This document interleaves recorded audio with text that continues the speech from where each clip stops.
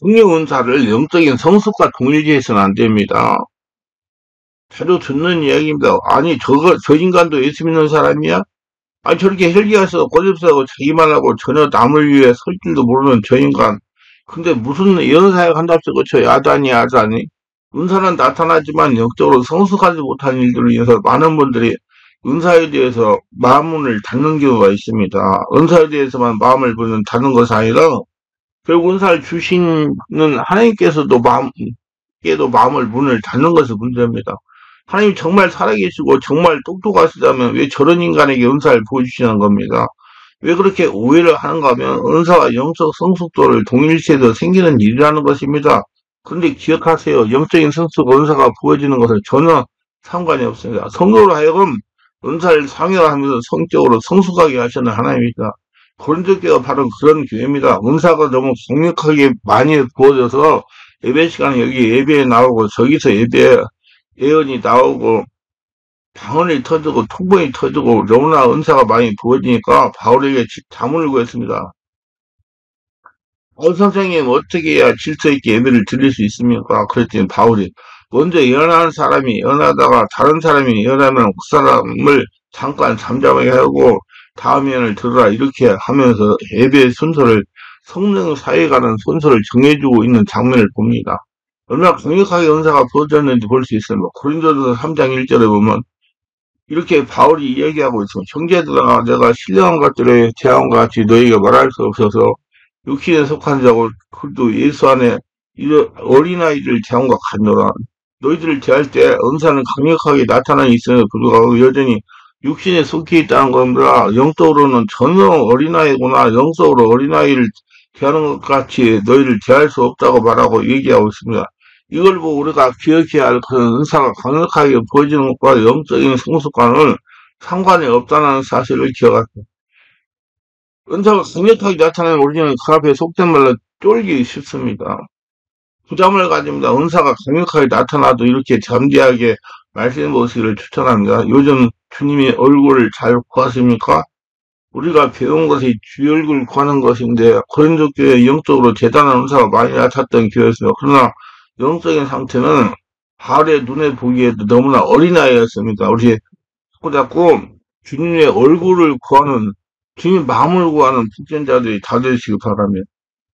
자, 하나님의 후회는 없다는 것입니다. 하나님의 은사가 부리시면 후회 없습니다. 복음으로 하면 저희가 너희를 인하여 원수된 자 착하심으로 하면 조상들 인하여 사랑을 입은 자라 하나님의 은사가 부리시면 후회하심이 없느니라. 로마서 12장입니다. 여기에서 다시 이스라엘 현실과 하나님의 언약을 확인을 주고 있습니다. 이스라엘의 불신으로 하나님과 원수가 되어 있느냐 하면 바로 이방인 우리로 구원을 위해서라는 것이고 그럼에도 불구하고 메시아의 탄생이나 택하심으로 하면 저들 선조 때부터 사랑을 입은 자들이라는 말씀입니다. 바울은 이런 부분을 충분히 얘기합니다. 그 가지를 이스라엘 향해서 자응하지 말라. 자응할 자로 내가 뿌리를 보존하는 것이 아니요. 뿌리가 너를 보존하는 것이야. 로마서 11장 18절. 하나님의 원가지로 아끼지 아니하시리로 너희도 아끼지 아니하시오. 로마서 11장 21절. 저희도 믿지 않는데 거하지 아니하면 접붙음을 얻으리니 이는 저희를 접붙으실 능력이 하나님께 있습니다. 로마서 11장 23절. 하나님의 은사가 부리시면 후회하심이 없느니라. 로마서 10장 29절. 서두에서 말했던 대로 하나님께서 한 번 주신 선물이나 선택의 은총은 다시 거둬가지지 않습니다. 하나님께서 주시는 은혜의 선물과 부리시면 처리하지 않습니다. 하나님 한 번 하신 일을 절대로 바꾸시는 일이 없어. 그래서 우리가 아직도 믿음을 부리하고 있는 것입니다. 얼마나 감사합니까? 사람들은 장난으로 장기나 바둑을 두면서 질 것 같으면 한숨만 물립시다. 그럽니다. 그러나 우리 주님은 한 번 하신 일을 절대로 변개하시는 예가 없으십니다. 이스라엘 지존자는 거짓과 변개함이 없으시니 이는 사람이 아니심으로 결코 변개치 않으십니다. 사무엘상 15장 29절. 그렇다고 자만해서는 안 됩니다. 이왕이 하나님께서 부르셨으니 이제 무슨 짓을 해서 버리지 않는다. 이런 확신은 주님을 순종하는 믿음 안에 건거에 섰을 때 큰 소리 칠 수 있는 것 같지만 우리 각자가 하나님의 보호를 스스로 벗어난다면 위험이 있음을 성경 여러 권에서 경고하고 있습니다. 그러므로 하나님의 은사와 부르심 후회가 없느라는 하나님은 감사할 이유가 되는 말씀입니다. 나의 모든 것을 다 아시는 거로 나를 불러주신 거, 때로는 주님이 안타깝게 할 때도 있지만 주님의 약속 안에 거하는 이상은 절대로 구원의 선물을 처리하지 않으시는 주님의 사랑을 찬양합시다. 자, 은사는 하나님의 신임을 의미하지 않는다. 은혜라는 단어와 은총이라는 단어가 있습니다. 은혜라는 능력을 뜻하는 단어입니다. 어떤 능력이 가면 나하고 함께 하시면서 내가 주를 따라갈 수 있도록 도와주시는 성령의 은혜입니다. 은혜가 필요하면 예를 들면 성경에서 겸손하라 말씀하시면 주님이 내가 겸손해야 되고 아무리 겸손을 되뇌우시어 겸손해집니까? 우리는 더욱 교만해집니다. 원래 죄의 속성이 그렇습니다. 아무리 성경에서 거룩하라 해도 내가 거룩해 야지 해도 조금 더 거룩해지지 않습니다. 성경이 말씀하고 주께서 내가 하나님의 길을 보여주실 때 내가 하나님을 전적으로 따라가는 은혜가 필요합니다. 은혜는 능력입니다. 내가 주의 길을 바르게 쫓아갈수록 도와주는 능력입니다. 능력이 필요합니다. 은혜라고 하는 것은 능력을 뜻하는 단어로서 하나님께 우리에게 말씀하신 바 보여준 길을 내가 제대로 따라갈 수 있도록 나와 함께 하시며 도와주는 그분의 임재 능력입니다. 은총이 있습니까? 은총은 나를 믿어주시는 겁니다. 나를 믿을 만한 사람으로 신뢰해주는 것은 은총, 은혜가 있고 은총이 있습니다. 은혜는 능력이 뜻하는 단어고 은총은 하나님의 신을 뜻하는 단어입니다. 마태복음 7장에 나온 많은 사람들에게 하시는 말씀이 내가 너희를 도무지 알지 못하나니 이름으로 하는 것이 아니라 도무지 모르나니 이 사람들은 주의 이름으로 귀신도 쫓아내고 진짜 능력이 많았던 사람들 선지자들로 됐습니다. 사람들이 그들을 향하여 선지자라고 부를 만큼 예언이 강력했던 사람들이었어요. 각종 능력을 행했던 것 같습니다.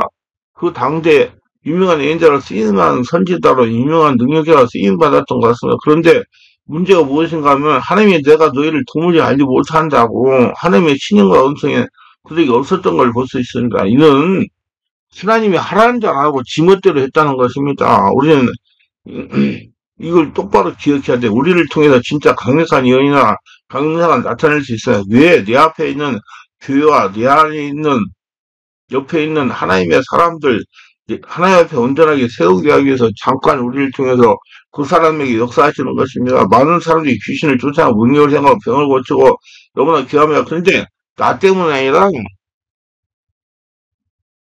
교회와 하나님의 자녀들을 하나님 앞에 온전하게 세우기 위해서 부어지는 것입니다. 분명히 이거는 연장인데 이걸 가지고 자랑하는 사람이 많습니다. 뭐가 같은가 하면 나는 청주에 가서 충농증을 고쳤다, 대구 가서 뭐 고쳤다, 광주에 가서 뭘 고쳤다, 자기 자랑을 합니다. 마치 자기가 한 것까지 자랑을 합니다. 이는 분명히 말하면 도둑같은 사람이 아닙니까? 경찰이 잡아가야 됩니다. 많은 분들이 그렇게 자랑하고 있습니다. 이렇게 능력, 저런 능력, 선지자 노릇하고 귀신을 쫓아내고 이런 많은 능력을 행한다고 자랑하고 있습니다. 물론 하나님께서 그분의 삶을 통해서 하신 일이 참 귀합니다. 그러나 어디까지나 연장 도구라는 사실이에요. 자랑거리가 아닙니다. 중요한 것은 하나님이 나를 신임하는 거 하는 것이라. 하나님의 신임이 중요합니다. 그러니까 하나님이 때 나를 통해서 일을 하셨다 그겁니다. 그것으로 영광을 돌려야지. 하나님이 나를 통해서 이렇게 했다 이렇게 말을 해야 돼. 하나님 인격적인 관계가 되는 것이 더 중요합니다. 그래서 모두 아시고 은사는 분명하게 아픈 사람이 있을 때 손을 기도할 때 은사가 나타나는 거예요. 그 하나님이 살아계심을 증명하기 위해서. 그러니까 여러분 어디서 내가 뭘 고쳤다 그런 자랑은 절대로 하면 안 돼. 예수 믿고 죽고 예수 태어나 흥행이 집 인도하고 예수 인생 사는 사람들이니까 가치관과 세계관에 옳다는 것은 아닙니다. 은사가 있는 사람이. 하지만 은사가 강하게 나타난다고 해서 그 사람이 가치관과 세계관과 신앙관에 옳다는 것을 말하지 않습니다. 3일상 19장에서 우리는 사울왕이 그 속에 다툼과 시기와 미움, 다이상한 분노와 원망이 불타오름에도 불구하고 연사가 강력하게 부어지는 걸 볼 수 있습니다. 사울왕의 영혼성은 다이상한 분노와 시기에 질투심이 가득 차 있었습니다. 시기가 있고 질투가 있습니다. 이 시기는 무엇인가 하면 우리나라 국어사전을 보면 간단히 나와 있습니다. 시기를 보면 질투와 비슷한 말, 질투를 찾으면 시기와 비슷한 말 이렇게 쓰여져 있습니다. 시기는 상대방이 잘 되는 일에 서 내가 아파하는 마음의 쓴뿌리입니다. 마음이 아픈 감정을 가리켜 시기라고 합니다. 이 시기가 몸뚱이를 불리고 뚱뚱해지면 질투가 됩니다. 물론 하나님의 질투는 하나님의 열정을 가리키는 단어입니다. 그런데 이 사울왕 속에 시기와 질투가 가득 있었습니다. 다윗이 자기의 사임에도 불구하고 죽이려고 분노가 얼마나 들끓는지 모릅니다. 그럼에도 불구하고 이 은사가 보여주고 있었습니다. 이걸 볼 때 그 사람이 은사가 강력히 나타났다고 해서 그 사람이 가지고 있는 가치관이나 세계관, 그 사람의 시선관이 옳다는 것을 뒷받침하지는 않습니다. 그래서 은사 나타난다고 믿음 좋고 하나님이 신임한다는 거 생각하면 오릅니다. 그래서 하나님께 그냥 쓰임 받는 거예요. 그래서 모든 영광 하나님께 돌리는 자가 돼야 됩니다. 자, 성령 은사는 사람의 인격을 통해서 흐르는 법입니다. 예수께서 말씀하죠. 나는고 길이요 예수님 통로였습니다. 하나님께로 이르는 새롭고 상기로서 하나님께서 예수님을 통해서 이 땅에 오셨습니다. 하나님의 놀라운 계획과 의도가 예수를 통해서 이 땅에 펼쳐지고 성취됐습니다. 우리도 이 땅을 향한 하나님의 기름을 아십니까? 아브라함을 택하시면서 말씀하셨습니다. 내가 너로 인하여 열방에 복을 얻게 하고 복의 근원을 삼기 원한다. 은사는 인격을 통해 흐릅니다. 만약에 내 속에 상처, 아픔들이 가득이 있는데 내가 기도 사역을 한다면 내 속에 있는 하나님 은사가 내 속에서 흐르면서 다듬어지지 아니하고 남을 아프게 하는 상처와 같이 흐르기 쉽다는 것입니다. 아무리 정수지에서 맑은 물을 정수해서 가정에 보낸다 할지라도 가정에 있는 수도관이 낡아있고 녹수로 있으면 수업도 틀면 무슨 물이 나옵니까요? 녹물이 나옵니다. 수원자가 문제가 있는 것이 아닙니다. 하나님께서 문제가 있는 것이 아니라 내 스스로 내적인 모든 상처를 주님의 앞에 못 박지 아니하고 상처를 치유하지 받지 못했던 바로 내 자신의 책임인 겁니다. 인격을 통해서 흐릅니다. 그래서 이런 공식이 하나 성립될 수가 있습니다. 하액의 열매는 어떻게 되냐? 은사의 정도 곱하기 사람 인격 이꼴 하액의 열매입니다. 예를 든다면 은사가 10 정도 완벽하게 많이 부어져서 은사가 잘 나타나도 인격이 잘못되어 마이너스 2가 되면 열매로는 마이너스 20면 열매가 아주 힘들게 나타납니다. 그게 상처가 많으면 뭘 해도 부정적인 은사가 많이 나오기 때문에 인격이라고 하는 것은 하나님이 나를 다루면 개발되는 것이 인격입니다. 인격이 어떻게 개발된다고요? 내가 아무리 돌을 닦아도 되는 것이 아니라 하나님이 나를 다루어야 됩니다. 개발된 것이 인격입니다. 하나님이 나를 개발시킬 때 인격이 성숙시키기 위한 나를 다루시 집중적으로 다루시는 것이 야망, 시기, 질투 이 모든 것들을 다 내어놓게 하십니다. 두 번째 무엇입니까? 상대방을 보는 눈을 하나님의 관점으로 보게 만듭니다. 그럼 하나님의 관점으로 아픈 사람들을 보세요. 세 번째는 내가 인간의 말로 설명할 때 그걸 따뜻한 언어로 부드러운 언어로 만들어 가게 하십니다. 어떤 분은 기도도 잘하고 음성도 잘 나타나고 음성도 잘 듣는데 무엇이 문제인가 하면 입에서 나올 때가 부정적이에요. 안 되는 것들만 보입니다. 아직 아닙니다. 은사 정도 곱하기 사람 인격 이걸 열매입니다. 인격을 보면서 그 사람이 얼마나 하나님께 성령으로 다듬어졌는가, 광야 훈련을 받았는가, 다듬어졌는가 봐야 됩니다. 다듬어지는 사람이 되려고 노력하세요.